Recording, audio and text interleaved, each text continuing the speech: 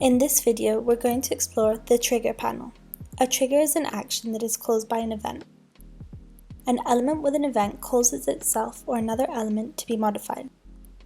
This could be, for example, a state change. I'm going to show you by reacting to this element and causing an event. By clicking on this element, I'm going to cause a state change of this element over here from this overlay. And that's an example of a trigger.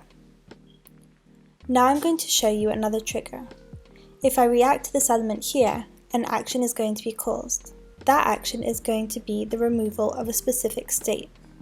The state menu open, in this case, of this element here, which will disappear. So this overlay element that we have just seen has two states. It has a default state where it disappears as it has zero opacity and pointer event set to none, so it can't be clicked. It's positioned on top of all the elements of this page. It has a superior Z index, but it's not visible or clickable because it has the pointer event set to none. When I react to this element using a click, its state is altered to the menu open state.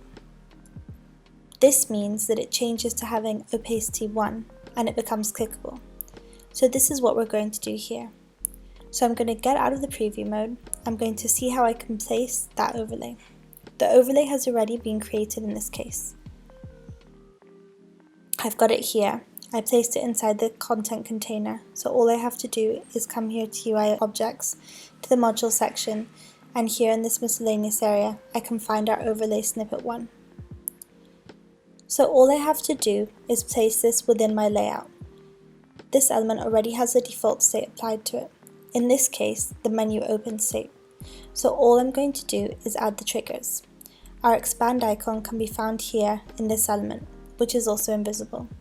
But this element is visible in its hover state. So this is the element that's going to hold the trigger. All you have to do is select the element, come here to the data panel, and here you can see there's an area to create triggers. All you have to do is click Add Trigger and choose the event. There are a series of different events.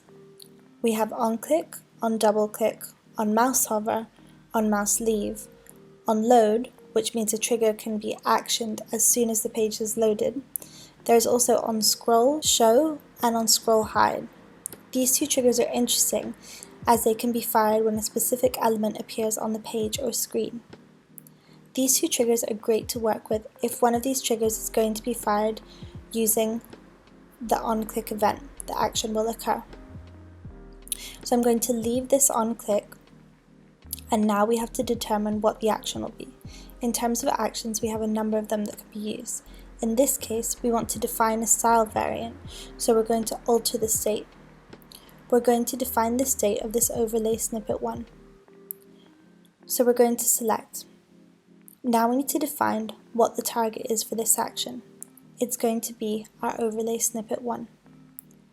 I'm going to come here and delete what's here, overlay snippet 1. So all you have to do is select. The target element is defined here. We're going to explore this context area later. So now we need to define what the target variant is. So what is the state that we want to define for the overlay snippet? In this case, it's going to be menu open. So now when I click on this icon, expand icon, the set style variant action will be fired, and our overlay snippet with all of its context will be altered to menu open. So we're going to create a trigger, and now we're going to go to preview mode. Okay, we can see that it's working. Now since we can't close this, we're going to have to define another trigger. I'm going to get out of the preview mode, we're going to go to our overlay snippet, and I'm going to alter the panel view by going to states. And I'm going to alter the menu open so that we can see it. I'm going to select this element here called back, and now we're going to go to the data panel again, and in the trigger zone, I'm going to click add trigger. So now we need to determine what the event is going to be. The event is going to be exactly the same when I click this element here. What we want it to do is to remove the menu open state from our overlay snippet 1.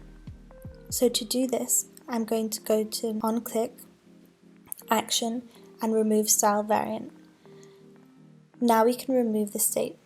The target is going to be the same as before, so overlay snippet 1. The target variant is going to be menu open, so when we click on the back button, the style variant will be removed from the overlay snippet, so the open menu will be removed. So let's click create, and now go to preview mode. As you can see, everything is working. So as you can see, it's very easy as well as useful to create menus. For example, if I came here and placed an alias, I'm going to select this breakpoint. In this case, we've already got a trigger. We can see that an action has been set off so that this element changes to a specific state, and here the same state is removed on the same element. So as you can see, it's very easy and useful to create triggers so that your sites and apps are very dynamic.